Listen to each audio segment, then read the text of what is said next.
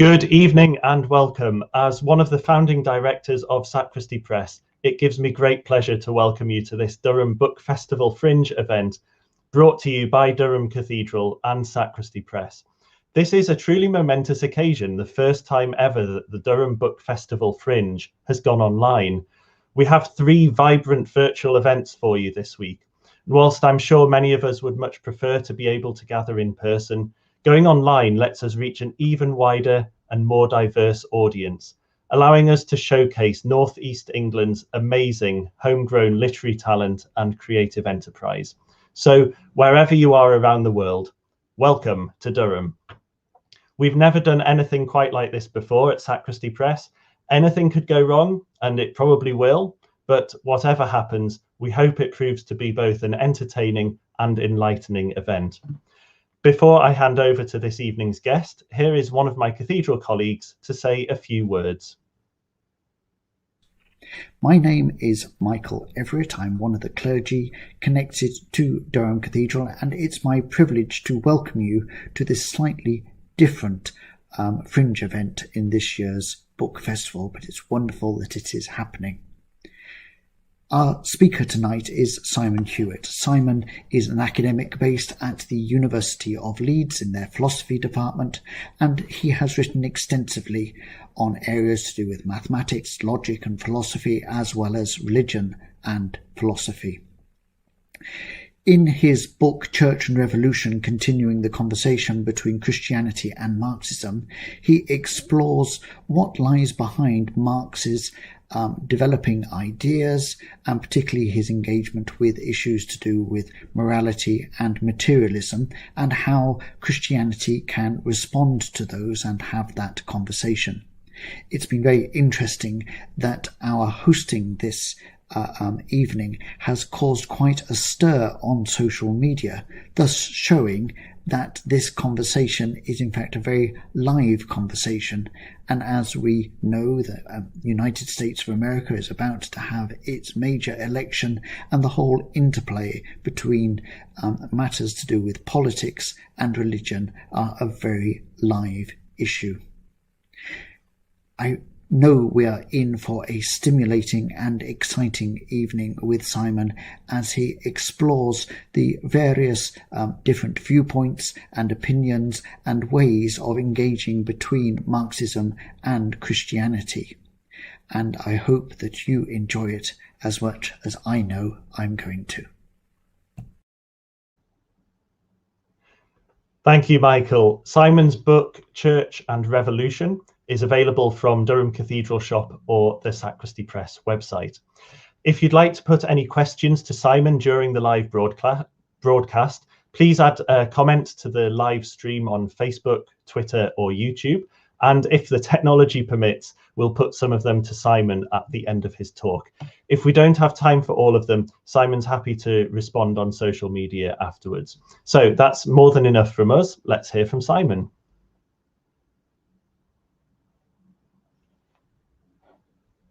Introduction. It's fascinating to learn that the book, or my presentation of the book, has caused a stir. I find that gratifying, but perhaps a little unexpected. It might be that the world is getting smaller because of social media, because of the internet more generally, and US debates have more of an impact on how people respond to things and think over here.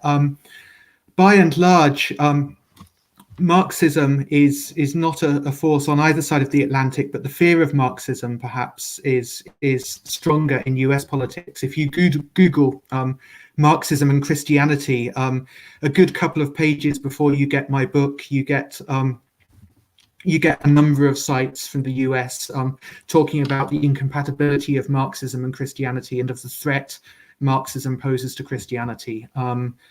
This is not based in reality, but it does seem to have quite a following.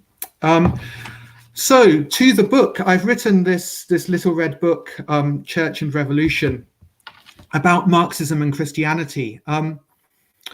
Neither of them, neither Marxism nor even Christianity, is especially fashionable in Britain at the moment.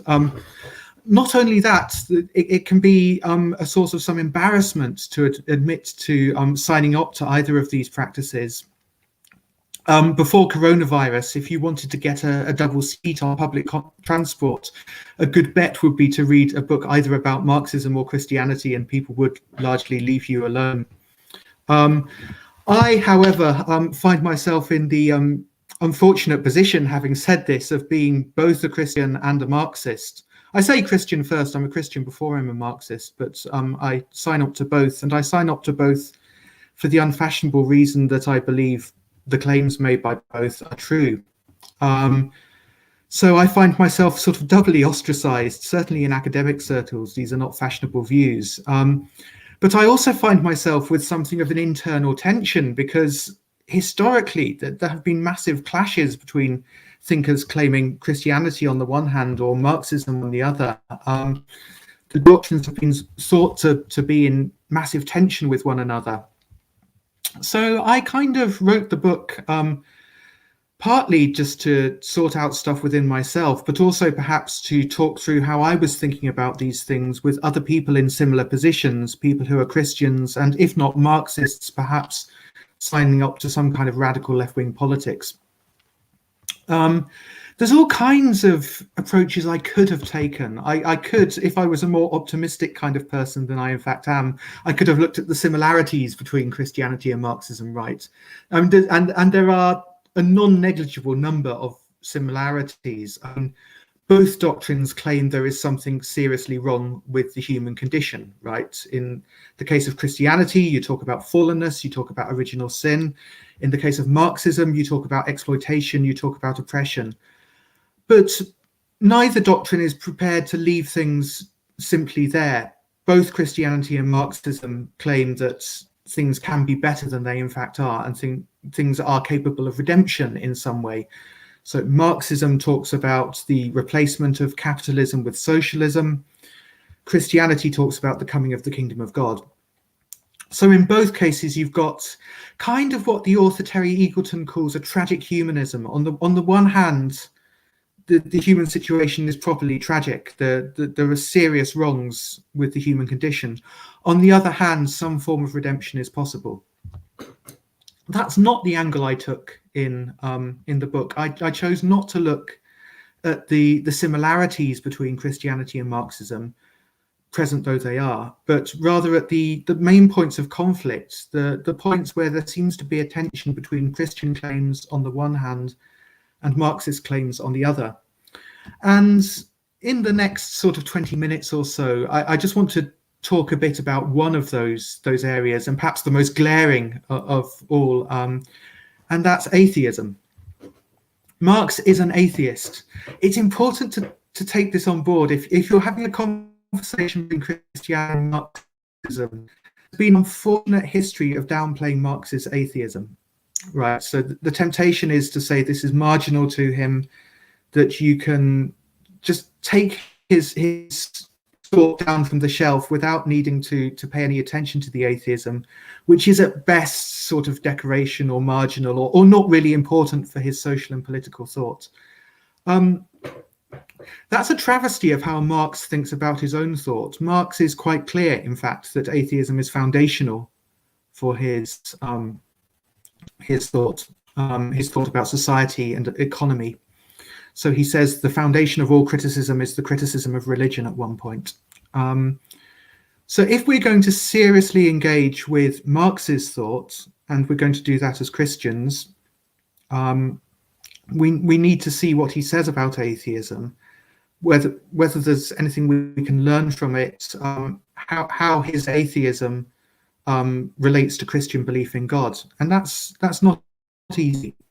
I don't pretend I've got all the answers, but I'm going to say some things about how Marx is thinking about atheism and what Christians might do with that thought about atheism now. I'm not going to have nearly enough time to say everything I say in the book, so do please ask any questions about anything that's not clear in what I say. That would be great.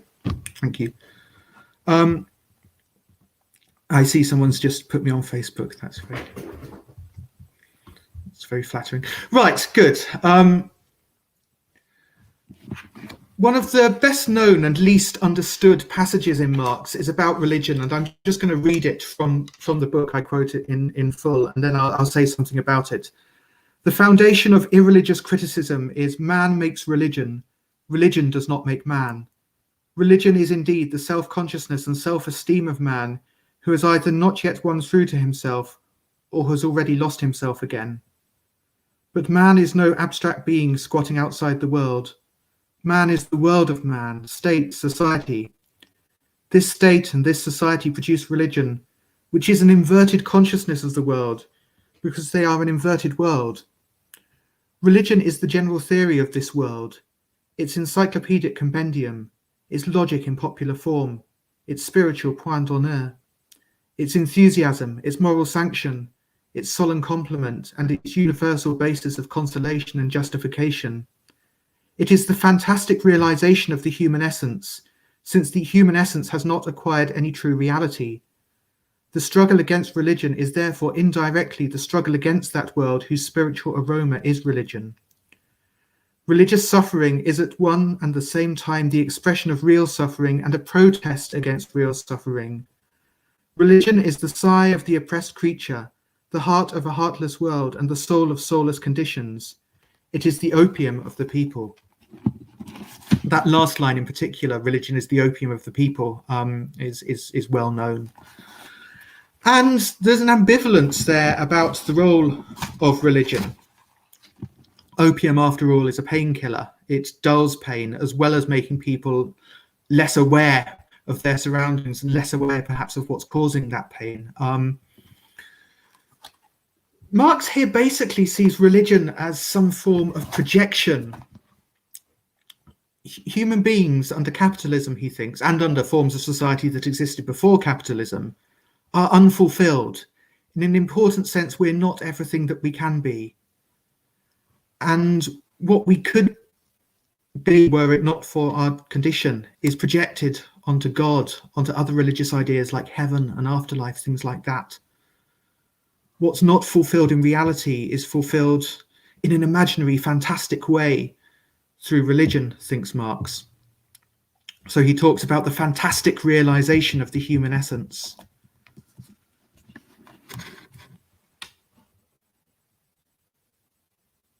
Now, this is a problem for Marx. It's a double problem. It's a problem, first of all, because the world is such that we need to project what could be fulfilled in reality onto fantastic religious ideas.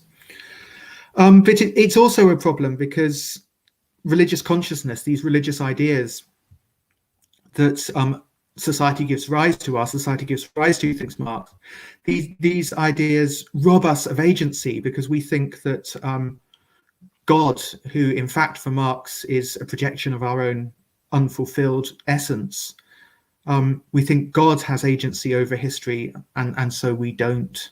So it's up to God to put things right in human history, and not up to our own agency. So we're robbed of political and economic agency by religious ideas. So religion is a problem for Marx. It's not good news. But it's a sign of something more fundamental being up. The fundamental problem is not religious at all. The fundamental problem is, for Marx, economic. The reason that we project all these ideas onto God, onto heaven, whatever, the reason we do that is because our economic life is topsy-turvy.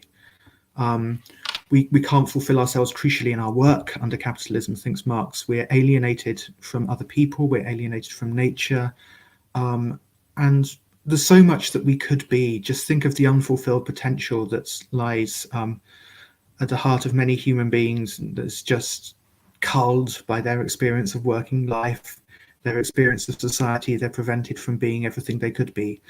And it's important to, I think, hear the passion in Marx here, and to feel what he's drawing attention to, which is something very real. And a challenge to those of us who are religious. I'll say in a second a bit about how I think Christians might begin to respond to it, or religious people more generally, actually. But just before then, this isn't necessarily good news for atheists either, or at least the kind of atheist we've got used to in the early 21st century, the so-called new atheist. Because Marx doesn't think the appropriate response to this situation is for people to go out and make atheist propaganda. He thinks that's entirely irrelevant. He thinks that what you need to do is do away with the social conditions that give rise to religious consciousness. And he thinks doing away with those social conditions, weirdly, will also do away with atheism as well. The whole question of God will disappear, he thinks, when there's a better society. That the atheist is somehow sort of parasitic on the theist. They need religious questions, religious ideas in order to pose their own thoughts, whereas Marx thinks just do away with the whole package and human beings can be human for humankind alone. That's the kind of view, without religious questions so much as occurring. Okay, so he doesn't think that people should go out and be Richard Dawkins. Rather, he thinks that people should fight for socialism, and through bringing about a socialist society, he thinks will gradually do away with the conditions that give rise to religious illusion. What is someone like me who believes very firmly in God and believes in a quite orthodox Christian way in God? I'm not one of those funny people who tries to reconcile Christianity to Marxism by really being an atheist or something like that. I believe in God. And what do I do with Marx's atheism? Well, I think there's two things I want to say before I see what you have to say in questions. Firstly, we do need to recognize something that's very scriptural and very real, and in an odd way picked up by Marx, and that's the tendency in human beings towards idolatry. It's very easy for us to make God in our own image. You know, at the beginning of Genesis, we hear about God making human beings in God's own image. Human beings have a tendency to return the favor, right? We make God in our own image. We come up with pictures of God that are all too convenient for us, or which fit our projects, or which reconcile us to circumstances that are too difficult for us to deal with. We do all of those things. It's a very ingrained temptation.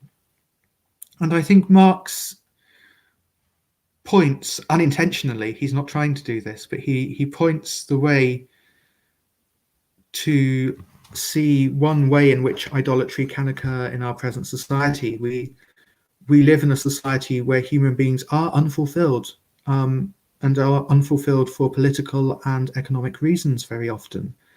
And it is unsurprising then that we create images of gods that somehow reconcile us to that, that perhaps reassure us that everything will be okay regardless of what happens politically or economically, things like that. That tendency is a tendency towards idolatry, I think. And we can make use of Marx as a thinker who unveils that for us and recognize it in ourselves and perhaps try to uncouple ourselves from it a bit. So that's the first role I think Marx has for Christians who are concerned to be involved economically and politically, to unshackle us from idolatry that prevents us from doing that. But I think more interestingly, in a way, another thing Marx does is point towards a tradition within Christian and actually within Jewish and Islamic thought as well, that is venerable and orthodox and traditional, but tends to get forgotten, and that's the tradition of what I would call negative theology. Now, negative theology, the best known Christian representatives of this, I guess, are people called things like Pseudo-Dionysius and Eckhart, but actually you can find it in really well-known thinkers like Augustine and Aquinas as well. negative theology is concerned to draw our attention to the difference between God and the things of this world, creatures, to deny of God the things we say of creatures, so that we recognize God as transcendent and as true the creator who lies beyond us. And from a negative theology point of view, what you're going to say is something like this. Well, Marx is talking about a God who can interfere with my freedom.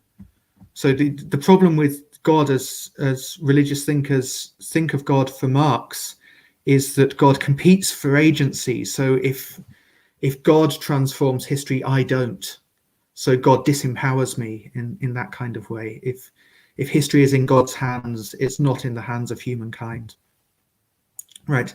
But a God who competes for freedom, for agency with human beings like that, is a God who's a bit too much like us. So other human beings compete with agency for me. If I give this talk, you don't give this talk. If I write my next book, you don't, and so on and so on. But God's not like that. God's not just one more thing in the world who competes for freedom with me. So we indeed ought not to believe in the kind of God Marx is critiquing. It's just, and Marx doesn't know this for 1 second, Marx doesn't get this, it's just that there are perfectly good religious theological reasons for not wanting to believe in that kind of God in any case. That kind of God is too much like us, too much like a creature. Whereas the God who, as one of the creeds put it, is the creator of all things visible and invisible, lies beyond the world, is not in competition with me, is so thoroughly unlike me that there can't be a serious debate about whether I do something or God does something. So I think that the tradition of negative theology within Christian and other theistic traditions has a good chance of being able to respond to Marx here, and of being able to say to Christians like me who feel the pull of Marxist thoughts, well, there's a lot you can take away from Marx's critique of religion. You can accept that it's foundational in Marx's sense. It's just, it doesn't touch a properly Christian, properly theistic view of God at all. So you can kind of see it as a critique of idolatry and things like that, without needing to become an atheist yourself. That is, I think, everything I want to say at this stage. I'm really interested to hear what people have to say on social media and elsewhere by way of questions, and hopefully I can go some way to answering them. So I'm just going to leave things there and say thank you very much for listening.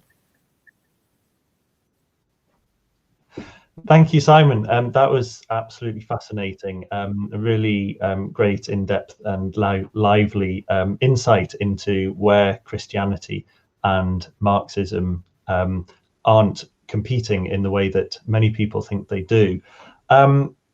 You talk about the fear of Marxism.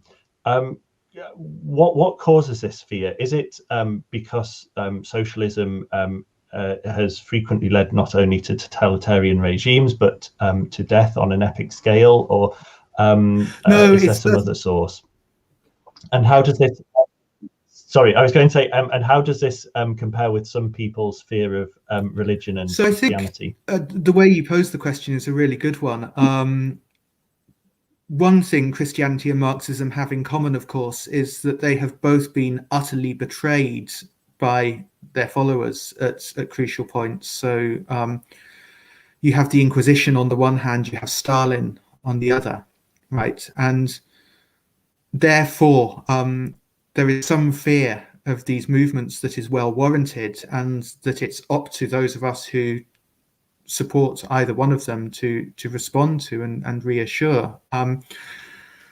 I think, yeah, the fear of Marxism and socialism more generally, not just Marxism,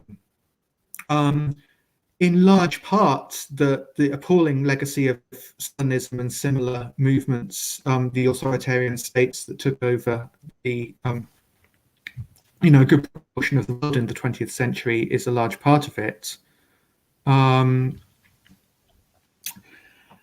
And anyone who claims to be a Marxist who is humane, I take it, can say is that they were gross betrayals of Marxism. And there's things in Marx you can point to. So Marx is not a big statist, for example. Marx thinks the state is a form of alienation, and he would be surprised to see regimes like those that took over much of the world trumpeted in his name. I do think beyond that, particularly in the US debates, socialism is a bit of a the word socialism is a bit of a marker for bad things, and it gets used in quite a slippery way, that label. And I think perhaps we saw a bit of this with the response to my talk, but I think there's something more than just the fear of Stalinism there. It's almost like liberty is opposed to socialism or something like that. So if you support socialism, you don't support this thing which in that culture is a particularly, and understandably valued thing. But I think, primarily it's the regimes of the Eastern Bloc. As with Christianity, I mean, you can say why are people so afraid of Christianity? And there are some stupid reasons. One only needs to look at the new atheists. But there's also, I mean, if you think about the effects on human sexuality of certain forms of Christianity, the way some Christians have behaved, for example, towards lesbian and gay people, and it is perfectly understandable. I think it just has to be the case that those of us who think that Christianity has good news to bring people have to deal with that and have to be, quite honest in owning up to the bad stuff that's happened in our name. Thank you. Now a question from someone on social media. We have David Tomlinson, who I think is probably the same David Tomlinson who has published a couple of books with Sacristy Press. Does Marx consider religion a tool of the oppressors, those who control the means of production? Yes, basically. I mean, not quite in the conspiracy theory way that might sound. Marx basically thinks that most of the time, most things in society are going to need to serve the interests of the ruling class. Otherwise, the ruling class aren't going to be the ruling class any longer. If you see things, people are reconciled to the idea that the ruling class rule, then there will be political change. And Marx certainly thinks religion is one of these things. He thinks other things. So, for example, art or the media, the family, and so on. All sorts of social institutions have a similar role. The strange thing about religion is that it's the only case where Marx doesn't seem to admit that there could be a revolutionary form of it. So Marx thinks, for example, that art most of the time serves the purposes of the exploiting classes. But he also thinks that you can have revolutionary artists. You can have people who use art to further the cause of socialism. And he thinks similar things about media. He would think similar things about the family and so on. But what he doesn't admit, weirdly, is that this could be the case with religion. So as your questioner suggests, religion just turns out to be simply a tool of exploitation. But that, I think, is unfair. I think in the past century, we've seen very clear cases of religion allied to more left-wing movements, for example, in Latin America in liberation theology. We've seen the role of religion serving anti-racist causes in the United States and so on. So I think Marx was just wrong about that. I mean, that almost leads quite nicely into the next question from Valerie Hallard on Facebook. What replaces the role of religion today in being the opium of the people, since we do seem to be opiated? I guess you sort of hinted that art might be one of these forms, but not really quite fully. What replaces religion today as the opiate of the people? Well, of course, there's a danger of thinking that religion isn't doing it. And religion is doing it less in Europe and North America, perhaps, and North America, there's a big question mark, but I'm afraid there is plenty of opioid religions still in the world today. We should resist the temptation to think the whole world is like England, a fairly secular place. What does fulfill the role? All sorts of things.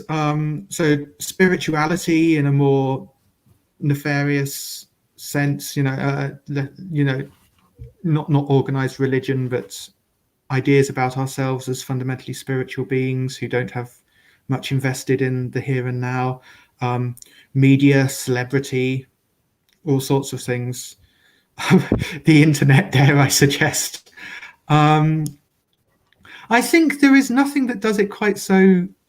I mean, capitalism has a problem, as I see it, reconciling people to itself, because there's all sorts of things that might lead us to think things are not going so well for capitalism at the moment. Not only our own experiences, think about the ecological catastrophe which is looming and things like that.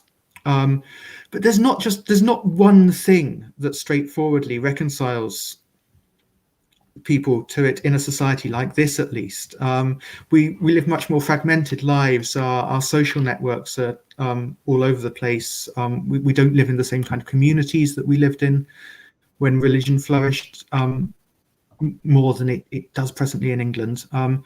So in a sense, part of the answer is there's loads of opiums. But another part of the answer is there's not one thing that does it. And this, in a way, is a problem for capitalism. It would be much better for capitalism if there were one thing that fulfilled that role, but there isn't.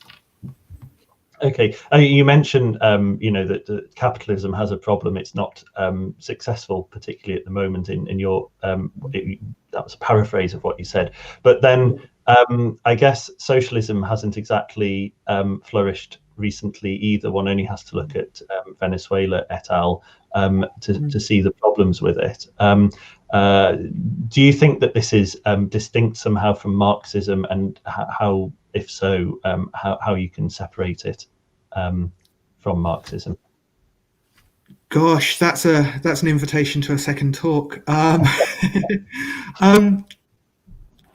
So I'm not an optimist, is the first thing I should say.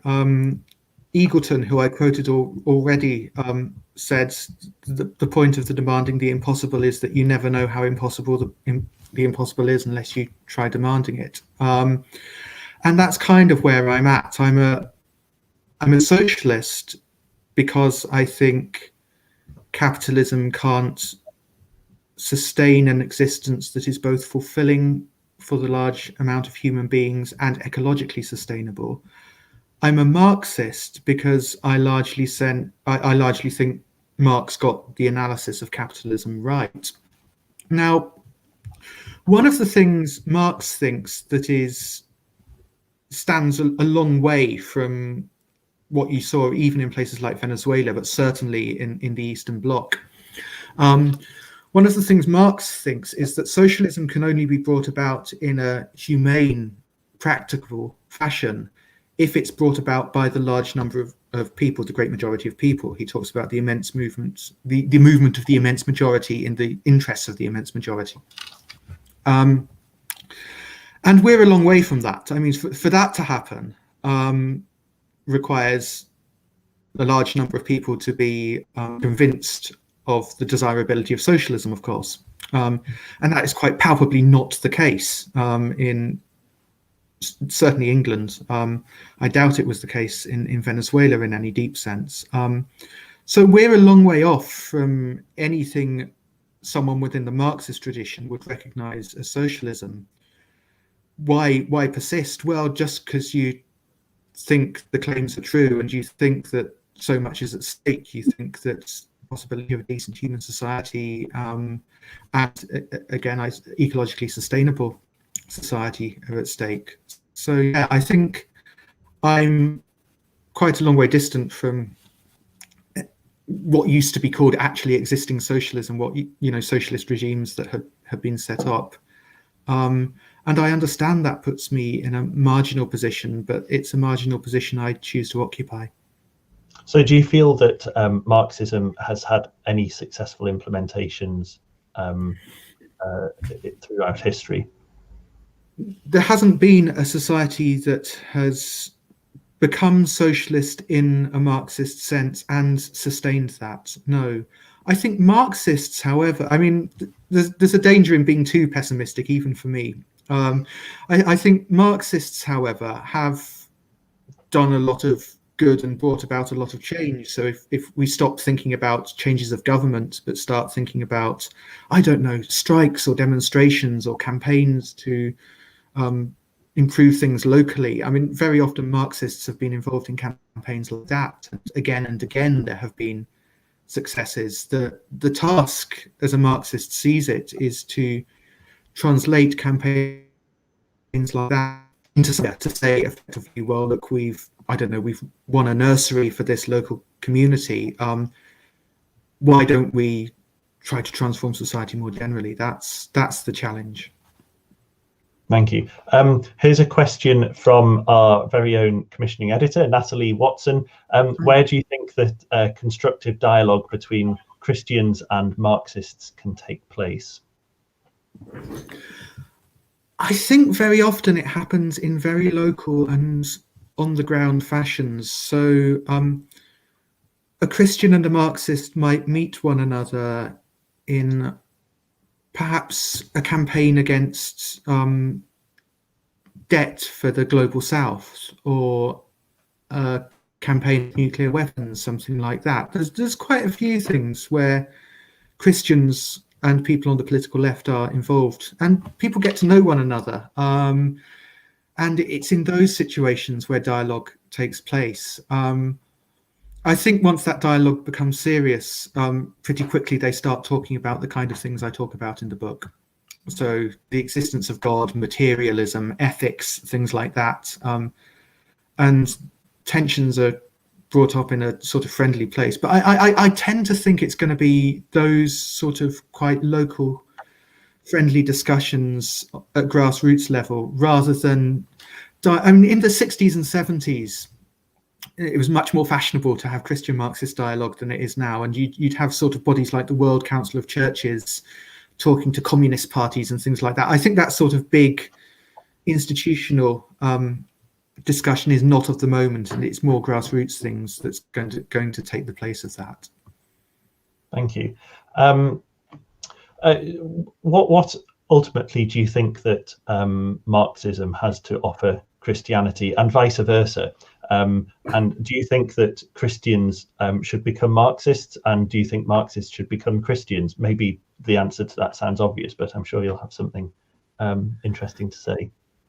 The answer is obvious, but not for obvious reasons, if you like. So one person I haven't quoted yet, who's a great influence on me and is all over the book, is Herbert McCabe, who was a great Christian Marxist of the 70s and 80s. Really, he wrote, and he was preaching a sermon, I think, once, and he said, I think Catholics, he was a Catholic, I think Catholics should become Marxists or socialists. I think Catholics should become socialists, but not because I'm a Catholic, but because I'm a socialist.